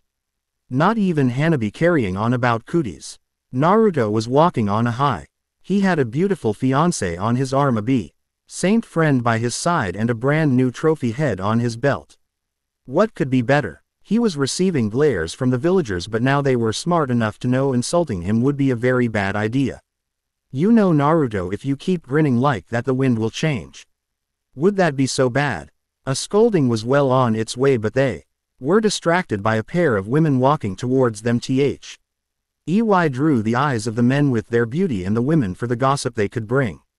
They were both stunning to look at. They both had on expensive clothes and jewelry. They both had midnight blue hair, only a few shades different between each other. They both looked only 17 and 16, and both of them resembled Hinata so much they could have been sisters. Now Naruto understood why Yuruka had picked Hinata. They were the women Yuruka had divorced. And they were walking right up to him. I am Konoka Suzunami, the taller and possibly older said, and I am Matsuri Kudo, the smaller one said.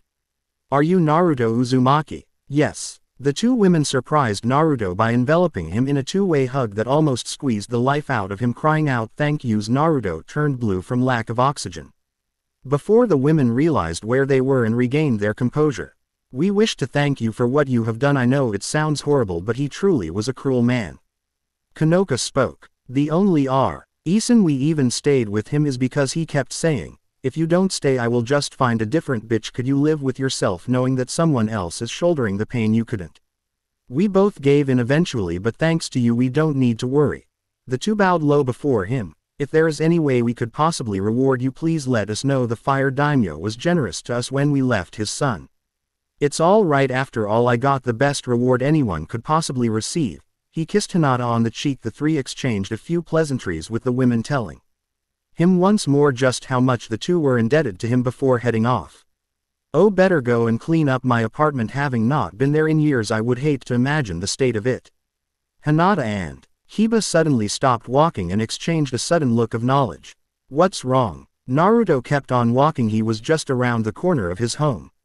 Naruto, about your apartment. The group rounded the corner and Naruto's jaw hit the ground. What he saw before him was a sign in front of his apartment building. 4 hours 80 Ryo, and the building behind the sign was nothing like the building Naruto remembered, tall, covered in tinted glass which was covered in neon tubes with the words, love, all over it. The apartment building had been transformed into a love hotel. When you left, many of people wanted to celebrate. They started by getting drunk, then trashing your apartment. One thing led to another, and someone might have accidentally used a fire-style jutsu and burnt the building down. A few years later, some wealthy businessman might have bought the land to be built upon. Naruto was still looking at the change before him, wondering if he would have to sleep on the streets again before something clicked. Ooh, Miss Suzunami. He ran in the direction the girls from earlier had left. Naruto once more tasted dirt as his jaw hit the floor.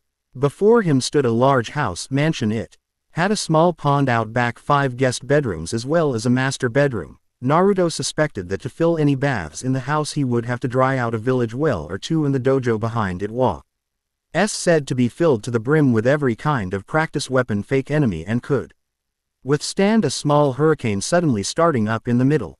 Naruto now held onto the keys to the house, still dumbfounded as the two women walked off with wide smiles on their faces. And they say they still owe you? Kiba asked, getting only a silent nod from Naruto. That will come in handy later. The three friends walked into the house. Every surface was either white or cream colored with the occasional splash of color from a painting or flower. It was a very beautiful house. Naruto saw a small hot spring in one of the rooms. Hey guys, you go on ahead. There is something I need to take care of. Okay, where should we wait? Living room, I guess. Okay, and where is that? Naruto was about to tell him exactly where when he looked left there was a hallway. That way he looked right, there was the hot springs. He looked behind and in front of him, seeing more hallways and realizing he hadn't the faint Saint clue. The three agreed that Hinata and Kiba would search the house and Naruto would follow the two. After he had finished in the hot springs, Kiba and Hinata headed off while Naruto entered the spring. And for some reason he felt like he was being watched, and then he noticed the small outlines in the trees just outside his house.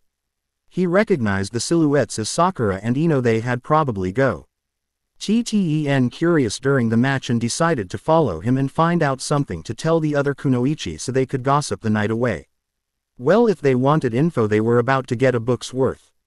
He took the head of Yuruka from his belt and knelt near the edge of the spring. He took his ceremonial dagger and carefully slid it beneath his scalp, sawing it along so from top till bottom Makin.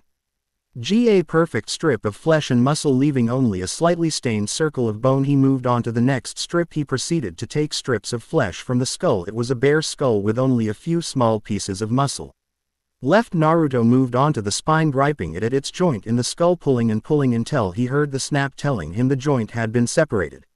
Sakura and Ino had been having trouble keeping their lunches in their stomachs as they witnessed Naruto's very gruesome ritual. Ino had retched when they heard the spine snap, but then they saw him take a small hook from his belt, lined it up with the skull's nose and rammed straight up into the skull. Ino fainted as Naruto began scraping around inside till he caught the brain and pulled it out. Sakura was barely able to keep her lunch in, but she kept preserving and witnessed Naruto place a small drop of a glowing blue liquid in the water. The water bubbled and began to glow. Naruto gently put the skull at the mix using the hook to keep a hold of it. He seemed to count to 3 and pulled it out.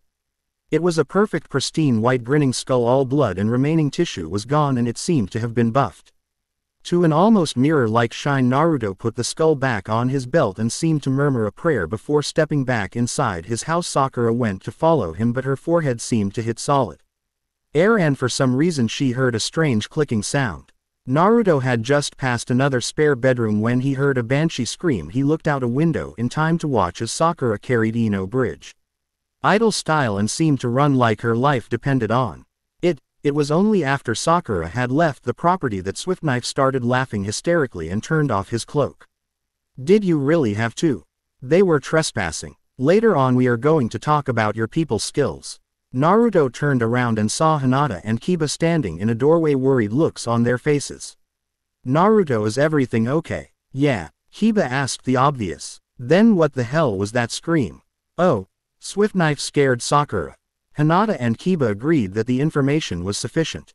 Kiba and Hinata led Naruto to his living room. Naruto was amazed at what he found. There were 2 leather couches and 2 leather recliners, each surrounding a large coffee table with 3 mugs of tea already in the center. The 3 took their cups of tea and sat down. Naruto and Hinata took one couch with Naruto wrapping his arm around Hinata while Kiba slouched in the other and Akamaru curled up in one of the recliners.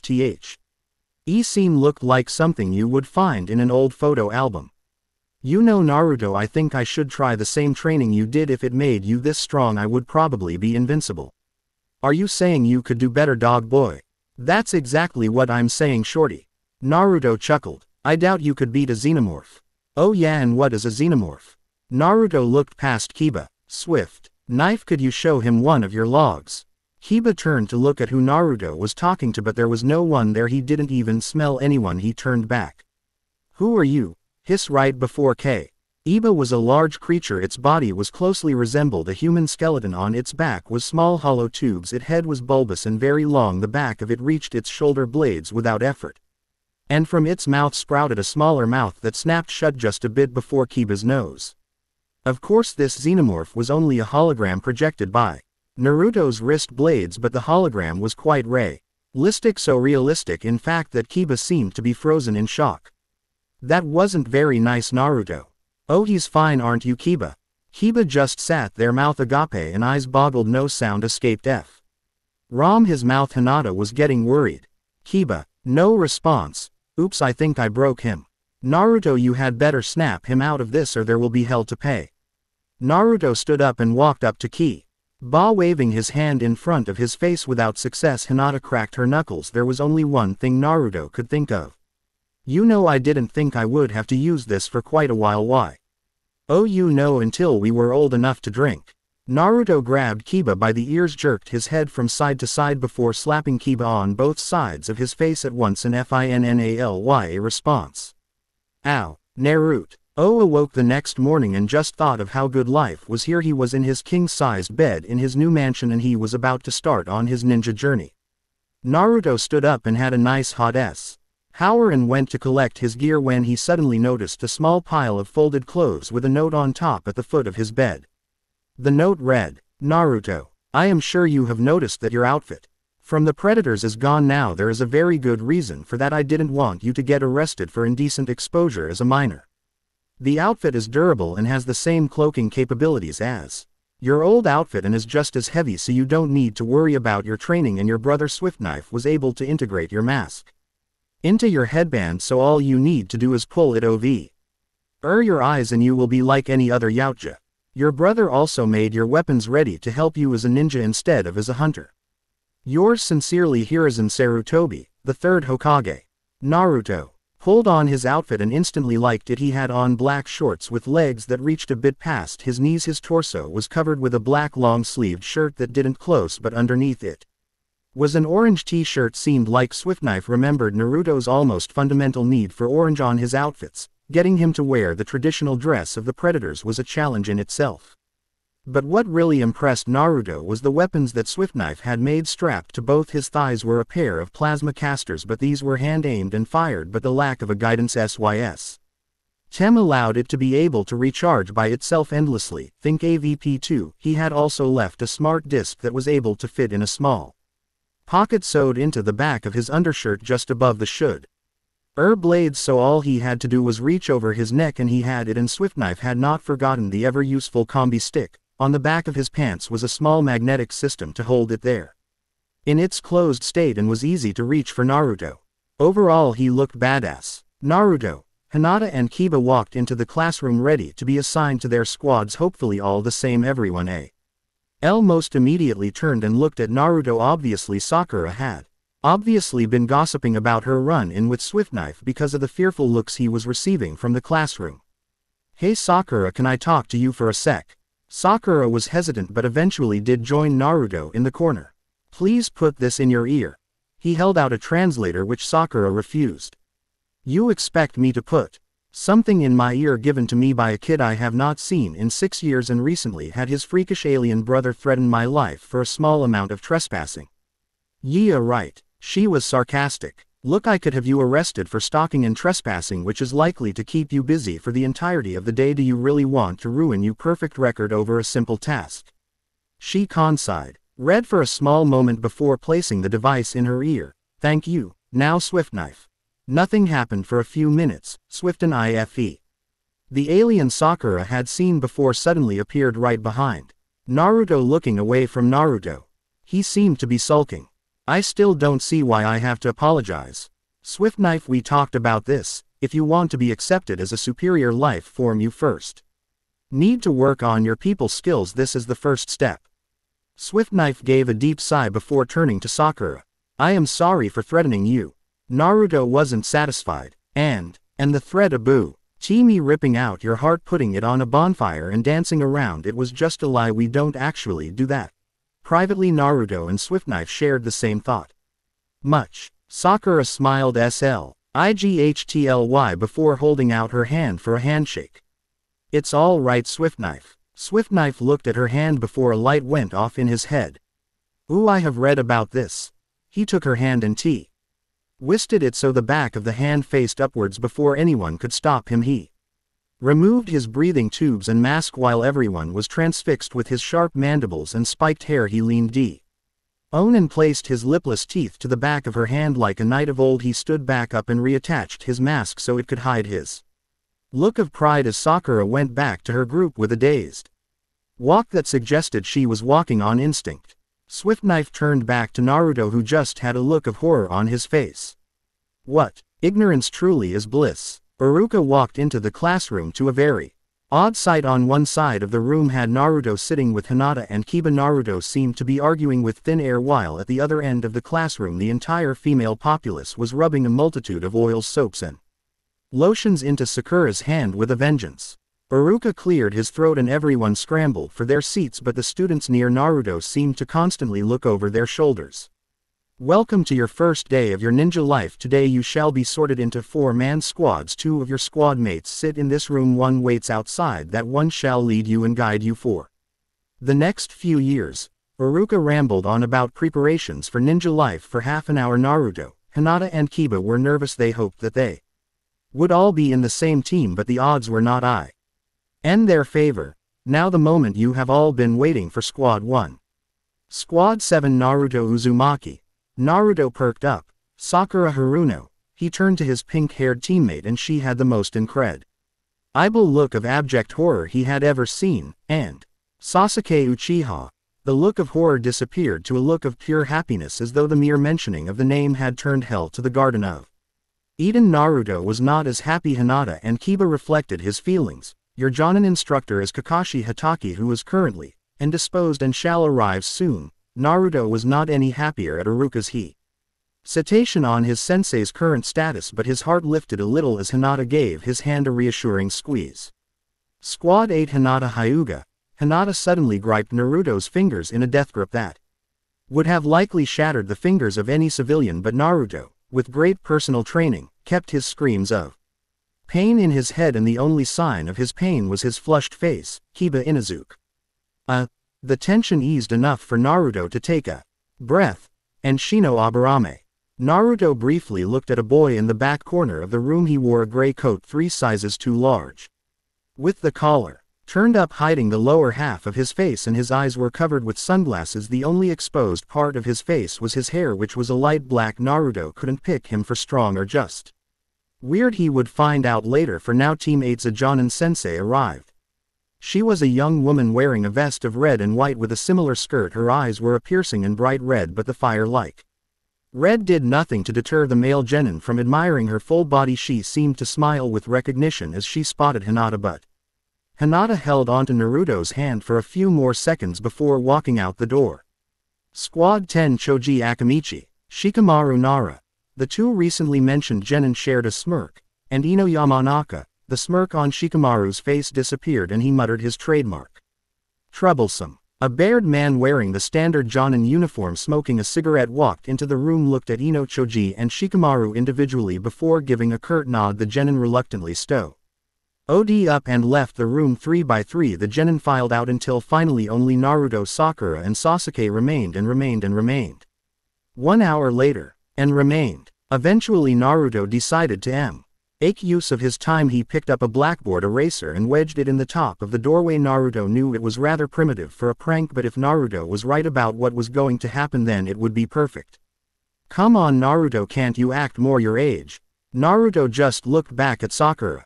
I thought I was. Sakura never got a chance to respond as a man wearing the standard Jonin uniform walked in. The lower half of his face was covered with a mask. His headband was askew and covered his left eye, and his hair was a bright silver with a style that seemed to defy gravity. The eraser seemed to bounce right off the same hair with a small puff of chalk. The Jonin picked up the eraser as Naruto laughed hysterically. Sakura laughed hysterically in her head and Sasuke just grunted with indifference.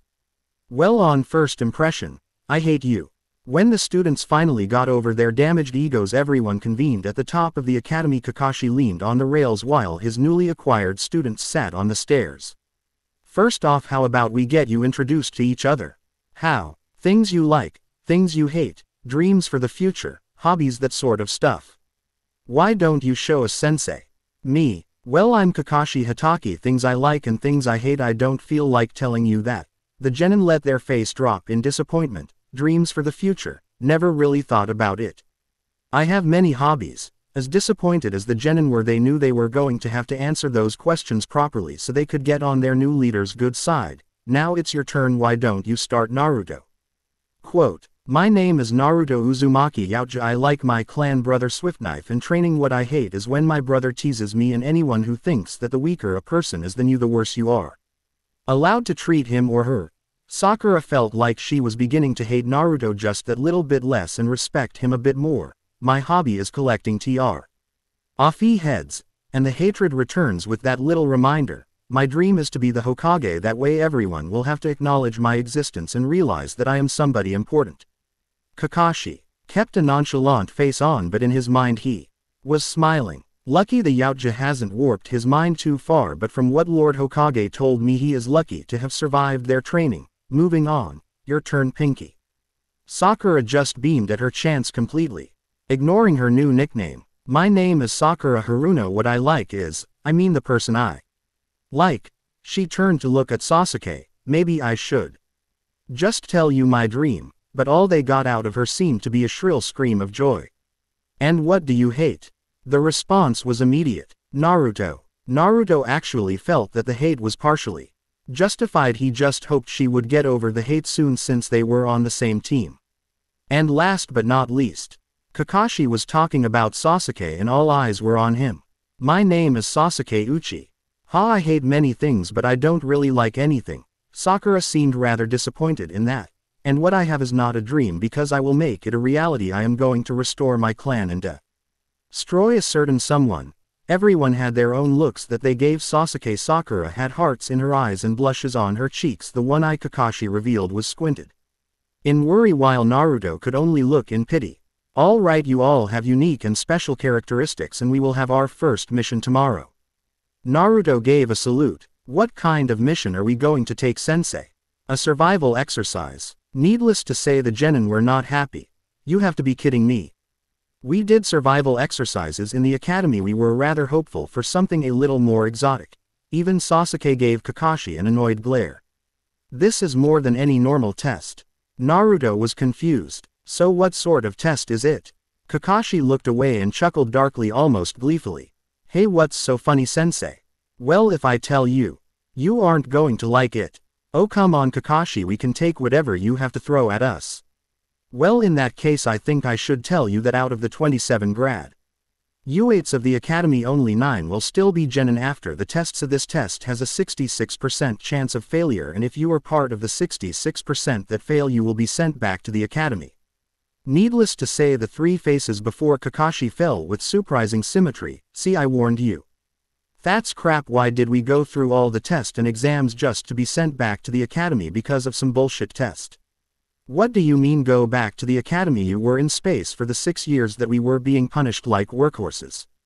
Hey, compared to the hell that is Yautja, training the academy is a cakewalk." The two would have gone on arguing but Kakashi decided to intervene. The academy test was just to weed out those that had the potential to be genin from those that don't. This test will separate the people who have potential to be genin and those that are genin. That is the way it is, so stop bitching. I suggest you bring your real kunai and shuriken. We meet at 5 in the morning at training ground 6. Until then you are dismissed. Oh, and you had better skip breakfast. You'll just throw it back up. With that Kakashi went up in a swirl of leaves, leaving the 3 genin alone. In a rather awkward silence which Naruto broke. "Hey Sakura, maybe we should try and get acquainted since we are going to be on the same team." "Hell no." She turned to Sasuke. "Hey Sasuke, maybe we show LD try and get acquainted since we are going to be on the same team." "No." Sasuke just walked down the stairs without another word with Sakura hot on his heels. "Maybe I should just go see Hinata." He found Hinata sitting on a stone wall outside a restaurant with Kiba, Akamaru and Shino. Everything seemed normal. Hinata smiling, Shino looking different, and Kiba blowing a fuse over something. "Do you ever say more than one word at a time?" "Yes," Shino replied. "When?" "Occasionally." "Gah." Kiba recoiled as though in pain from the one-word man. "You just need to ask the right questions, Kiba." Everio. Nay finally noticed Naruto on the scene, right Shino? "Yes." "Do you have a family?" "Yes." Naruto was beginning to see the why Shino annoyed Kiba so very much. "What's their names?" "Shibi." "Nothing else." "And your mother?" "Dead." Naruto felt rather guilty. "I'm sorry to hear that. She died a while after I was born from sickness. I do wish I could have met her." The group was shocked to hear Shino form a complete sentence. "But you did meet her. You were just too young to remember it. What matters is remembering her anyway." Shino turned and looked straight at Naruto with a look of shock upon his face. Or at least as shocked as he could look with his collar and sunglasses. "You are Hinata's fiancé, Naruto Uzumaki, am I correct?" "Yes, I am." Shino stood up and walked past them all till he stood just behind Naruto's shoulder. "Thank you." With that he walked off without another word. Wow, that was deep, Naruto. Kiba watched Naruto in awe. "Thanks. Hard to believe it came from you." Naruto chose to ignore Kiba's comment. "So you guys get the test as well?" The two just seemed to deflate at the mere mention of the test. "What's wrong?" "If the Hyuga Council learns that I failed to pass the test, I will be forced into the branch family regardless of my father and his position." "What about you, Kiba?" "If I fail, my sister and mother will neuter me in Akamaru." Naruto just patted Kiba's shoulder in sympathy. So what is Shino like? Kiba and Hinata shared a look before saying, quiet, ga. The next morning found Naruto, Sasuke and Sakura standing around the group had been standing around for nearly 2 whole hours waiting for Kakashi to arrive. Yo. He arrived. You're late. Naruto and Sakura were giving Kakashi death glares capable of chunin. Well, you see, a black cat crossed my path and I had to take the long way round.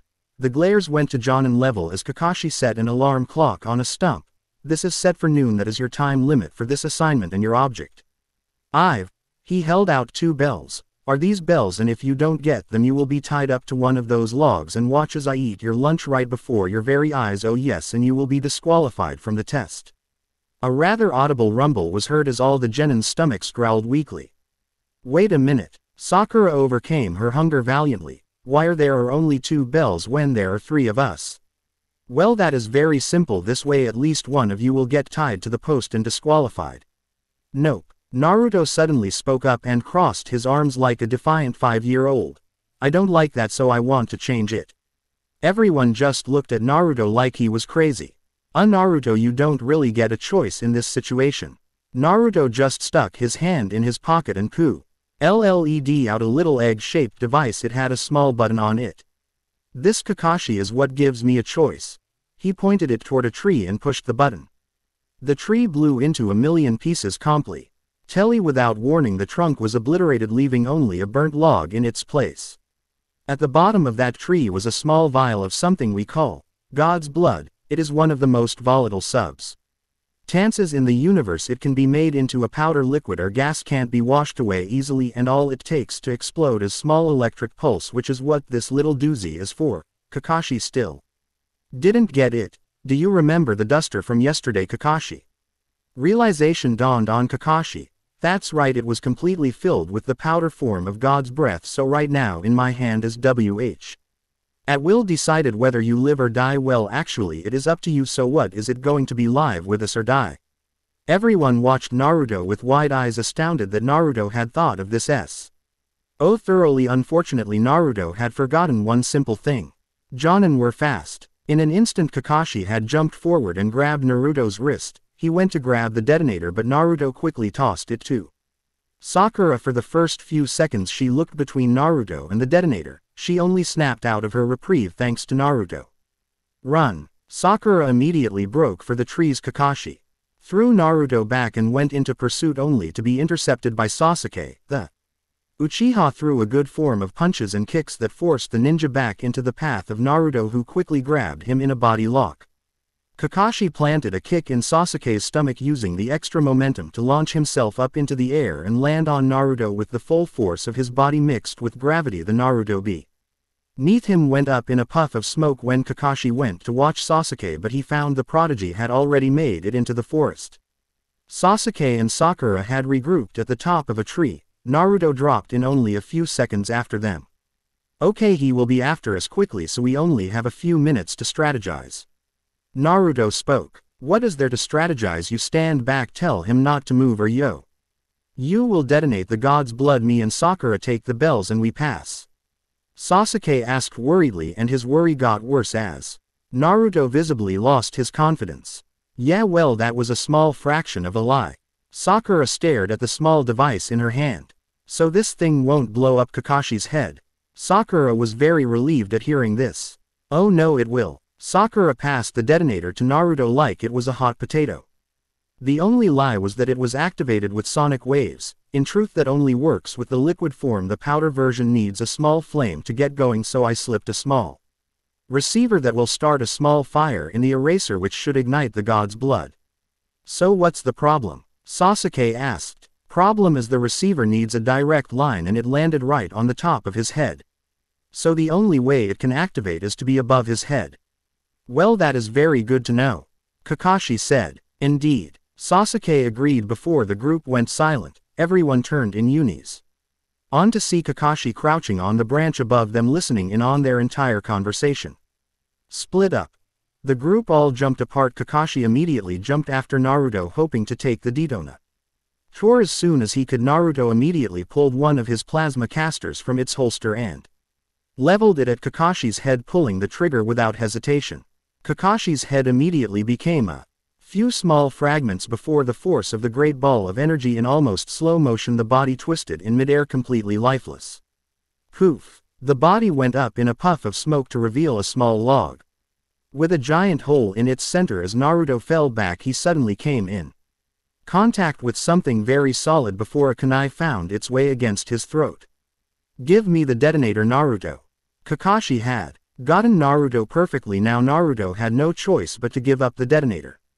Naruto. Sakura popped up from a small bush just in time. Naruto immediately passed the detonator to her again. This time she was ready the instant the detonator was in her hand. She was off, running as fast as she could.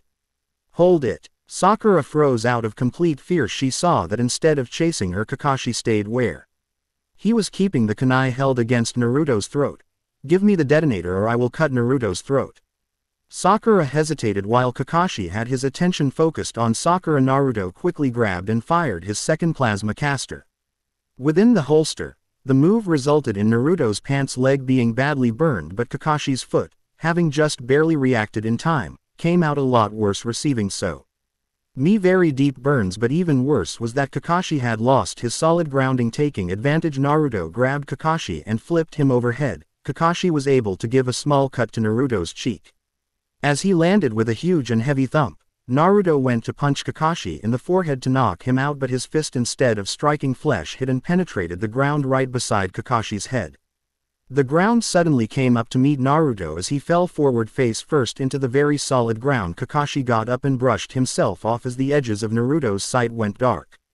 You're not the only one with powerful powders. Kakashi stood in the middle of the field.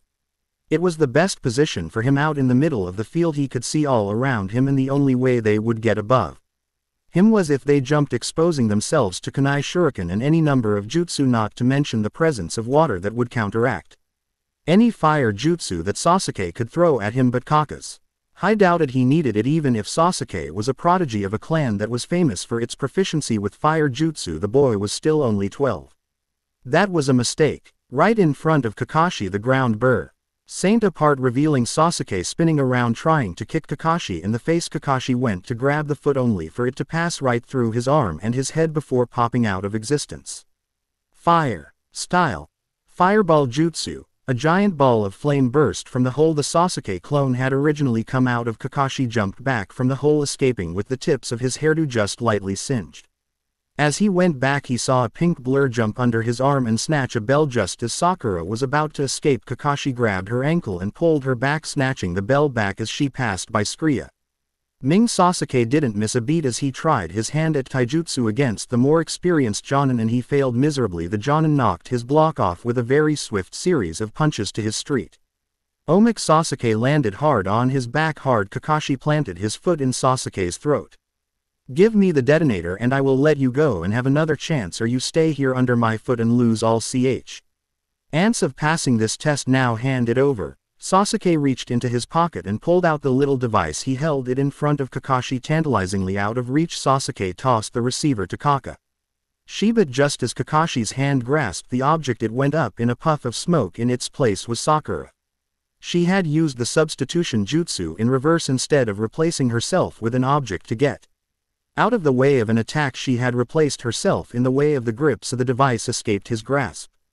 Out of the corner of his eye Kakashi saw a mop of blonde hair and he heard a small click before PFFT the top of Kakashi's head started to burn. Kakashi, fearing the worst, dove headfirst into the nearby stream. When he surfaced it was to Naruto jumping around celebrating, chanting, "We win, we win." Kakashi dragged himself out of the river soaked through and thoroughly confused. What the hell happened? You were supposed to be knocked out for 10 hours thanks to the drug I gave you. Let's just I had it in me. Kakashi knew Naruto was talking about the Kyuubi. Kakashi had heard about Naruto's abnormal healing abilities but had only assumed it only helped with bruises and flesh wounds. Apparently not. Okay, but why do you win? Well, if I blew up your head then you would be dead, and I don't think your corpse would try to stop us from taking the bells from you, and you can't be sure who will get to the bells first, so you have no choice but pass all of us. Or I could fail you all for the exact same reason. Yeah, but you won't, will you? It was more of a statement than a question. No, You all understood the main focus of the test and helped each other to get the bells, ignoring the fact that only 2 of you will pass, unlike anyone else who came along to take this test, they all abandoned their teammates so they would follow my orders, and in the ninja world those who didn't follow my orders were labeled trash, but in my world those that abandoned their friends are worse than dross. I am proud of you for that, and for that I will let you pass. The 3 children sent a round of cheers. Save Sasuke, who just smirked like it was obvious to happen. Team 7 starts their first mission tomorrow, but for now we eat and celebrate. As Sasuke and Sakura walked away, Naruto hung back. You realize that a free meal won't be enough to stop me from telling the other Jonin you were outsmarted by 3 genin. Kakashi quickly passed Naruto a very bright orange book with a very big X on the back. What's this? Something to help you in the more mature aspects of your marriage to Hinata. Naruto immediately leapt to a random page and began reading closely, only to recoil a few seconds later. With a very red face he looked up and his face turned to one of horror. Flash. Kakashi took a photo of Naruto reading a book that was most certainly not supposed to be read by a 12-year-old. Now if any one of my colleagues should learn that I lost to you, your fiancé, as well as her father, shall find this photo in her mailbox, I wonder how your dearly beloved will react. The color drained from Naruto's face. Okay, so it's settled. I don't tell the other Jonin about today. No, you don't. Aim to understand. If Sasuke or Sakura tell anyone, the person who will feel my wrath is you. Hold it, you too. Naruto immediately made tracks after his teammates, who had heard everything and were already prepared to milk Naruto for all he was worth. Can you think of anything better tasting than a bowl of ramen after a mission, Sasuke? Not really, Sakura, but the best spice is the part where Naruto pays the bills. Indeed, Sasuke and Sakura had decided the perfect way for Naruto to keep them from Kakashi's wrath was to make him pay for a meal at Ichiraku Ramen after every mission the team goes on. Naruto could only grumble as he paid the bill.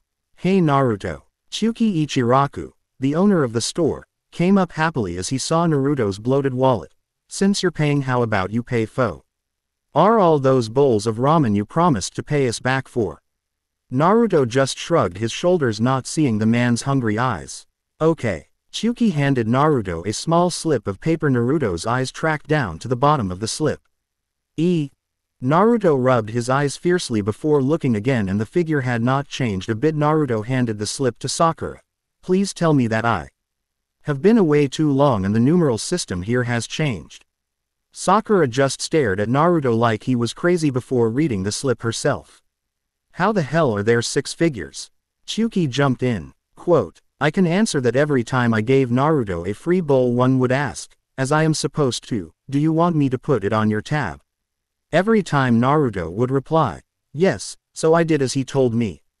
I was 6, yo. You can't expect me to know what a tab is when I'm 6. That is irrelevant, and now you would skip out on your tab, Naruto. Yes. Well then. Ayame put Naruto's much-awaited first bowl in front of him. Just as his chopsticks reached the top of the bowl, the chopsticks were sliced in half by Tsuki holding a scarily sharp meat cleaver. No ramen for you. The look on Naruto's face could only be described as pure unadulterated horror.